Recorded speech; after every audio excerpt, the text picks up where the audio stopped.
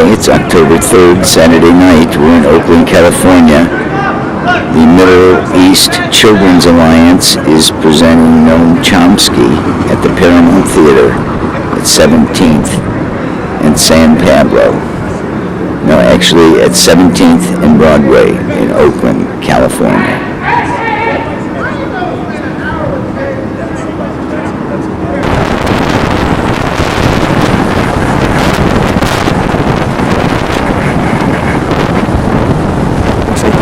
Out there.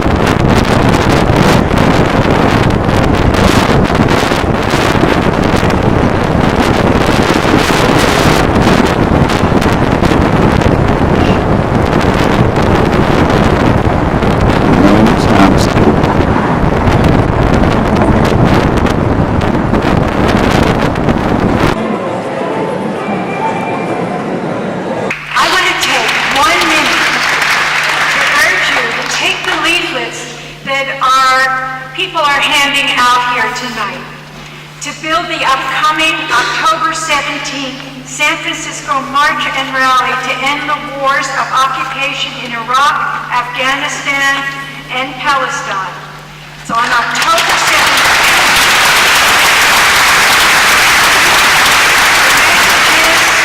bring the troops home now, as well as money for human needs, for jobs, housing, education, and the environment.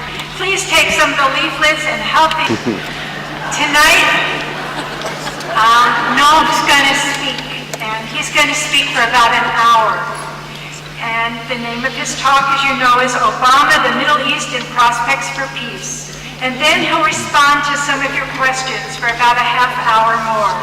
Volunteers will be coming down the aisles now.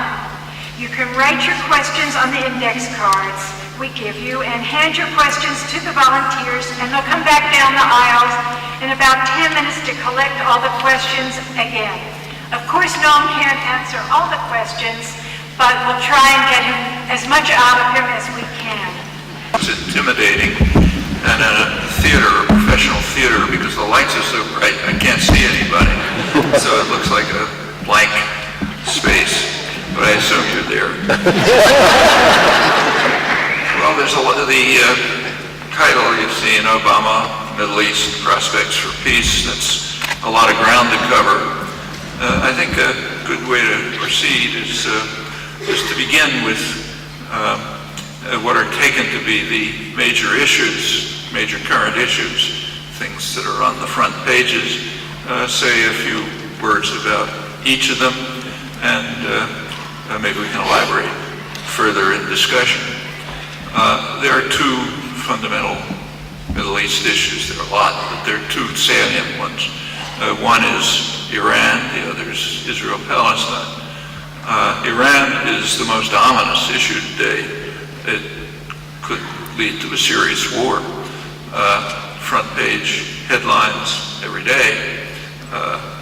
Is Iran producing nuclear weapons? Is it developing missiles?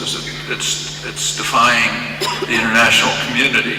It's evading the demands of the International Atomic Energy Agency, the main monitoring agency, and the Security Council, violating Security Council resolutions. And then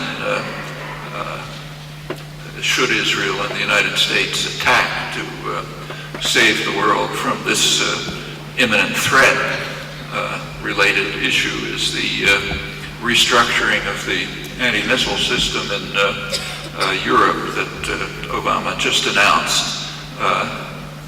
is it a sellout to the Russians? Is it a more practical way to defend Europe and the world from the threat of Iranian aggression? These are the headlines. The second, Israel-Palestine, that's now supposed to be in the background. Senator John Kerry, head of the Foreign Relations Committee, Senate Foreign Relations Committee, is very close to Obama. He gave an explanation of the background of the Obama administration's thinking on this, more detailed than anyone in the administration has done. He explained that we have to reconceptualize, it's his word, the Israel-Palestine problem, that we can't really address it directly. We have to frame it, place it within the context of regional cooperation in the U.S.-led campaign to contain Iran. And in that context, we can discuss this issue. The picture that he presented is the conventional one. President Obama is pleading for negotiations. The two sides are raising difficulties. The critical issue is Israel's expansion of settlements. Another current issue is the Goldstone report, which just came out about atrocities in Gaza. It's been sharply condemned in the United States by President Obama on down as being unfair to Israel. They don't understand the difficulties of fighting a legitimate war of defense against an enemy that hides among civilians and so on. These are some of the leading current issues. Well, let's take a look at them. Take Iran, evading the international community, rejecting, denying what the international community demands. Who exactly is the international community, and who's not part of it? The international community is supposed to be demanding that Iran stop enriching uranium. Most of the world sharply disagrees with the international community on this. So the majority, most of the states in the world and most of the people in the world are part of the old non-aligned movement. And they've forcefully, repeatedly insisted that Iran has the same rights as every other signer of the Non-Proliferation Treaty, namely to enrich uranium. And that includes U.S. favorites.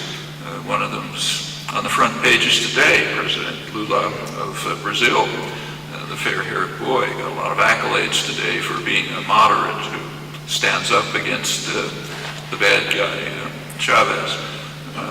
Chavez is so awful that he even praises Iran, not anywhere near as strongly as Lula does. Lula's taken far stronger statements in support of Iran's right to enrich uranium and have every other right that every state in the international system does. Well, that doesn't get reported. It's not the right story. Another group that's that's missing from the international community is the majority of Americans who have to agree with the world on this, that Iran has the same rights as every signer of the Non-Proliferation Treaty to enrich uranium for peaceful purposes. In fact, if we proceed, it turns out that the international community, referred to in the press all the time, consists of Washington and whoever happens to be going along with it at the moment, not just on this issue. The